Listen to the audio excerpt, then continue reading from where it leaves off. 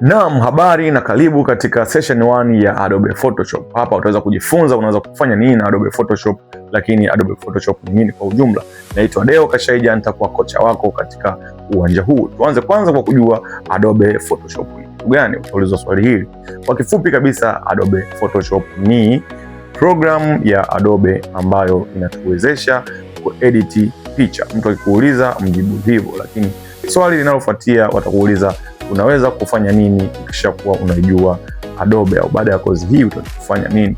Kujua software hii itakuwezesha kufanya mambo mbalimbali katika ulimwengu wa graphics, kama vile kufanya adjustment na retouch ya picha. Yani kama unataka kuedit ngozi au kuondoa kasoro katika picha, unaweza ukatumia Adobe Photoshop.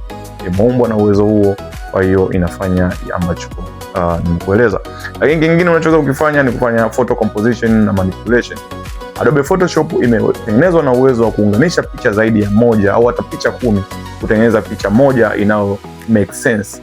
Nyingine kuna social media posters. Adobe Photoshop imetengenezwa na uwezo wa kuunganisha picha na maandishi pamoja na rangi kutengeneza picha moja au poster moja inayo blend na communicate taarifa muhimu kwa ajili ya matumizi mbalimbali kama ya simu na social media. Lakini pia unaweza ukafanya mengineyo mengi baada ya kujua kutumia Adobe Photoshop. Nimekuwekea tutorial hii katika hatua chache ili uweze manage na kudigest kidogo kidogo mpaka utakapoweza kumaster software ya.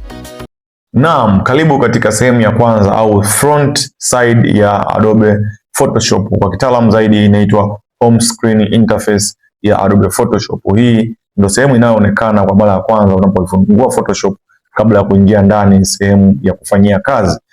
Na hapa imewekwa shortcut kadhaa. Na shortcut ya hizi files ambazo ni recent files kama ilivyoandikwa hapa juu, ambayo inakuwezesha kuendelea na project ambayo ulikuwa unaifanyia kazi muda sio mrefu. Kwa hiyo zimewekwa hapa kama shortcut ili badala ya kwenda kwenye files na folder zako ili uanze kuitafuta ndio uifungue, hapa una click tu one way unaanza kuedit. Lakini pia kuna namna mbalimbali ya kuziview hizi recent files. Kwanza hapa inaonekana katika mfumo wa grid ambao ni maumbo makubwa, unaweza kaiona on the spot kwamba hii ni file ipi, lakini kuna mfumo wa list. Kwa click hapa unaweza kaonyesha kama list, ila mimi na prefer zaidi kuiacha ionekane kama hivi ili niweze kuidentify file zangu kwa urahisi. Hiyo ni recent files ya sehemu ya kwanza ya recent files. Lakini sehemu ya pili kuna create new, afu kuna open. Create new, afu kuna open. Open ni kufungua kama ilivyo. Sasa ukipiga hapa open inakuwezesha kufungua directory ya kompyuta yako ili uweze kunavigate katika faili zako kutafuta picha ama project file yoyote ile unayotaka kutumia. Hapa inaweza kuwa ni Photoshop document file, lakini pia inaweza kuwa ni image, inaweza kuwa ni PDF file, whatever file that is supported. File yoyote ambayo inakuwa supported kufungua na Adobe Photoshop utaiona huku ukisha click pale kwenye open. Kwa mfano mimi nitakuja hapa desktop, kwa sababu unajua picha yangu nimeweka huko. Nitafungua hapa ili niweze open haka kangu ka cartoon. Hapo nimeweza napiga open.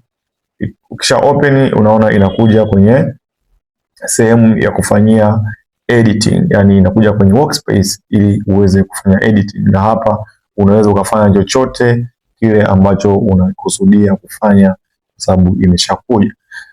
Yes, sasa kutogo ili kuweza kurudi kwenye home screen, unaona kanyumba unaweza ukabonyeza tu hapa.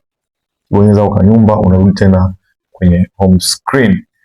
Hiyo ni sehemu ya kwanza ya Adobe Photoshop ya home screen, na tuishie hapo. Tukija kurudi tutakuja kwenye create new, alafu tutaona kunapatikana nini pia huko. Karibu sana.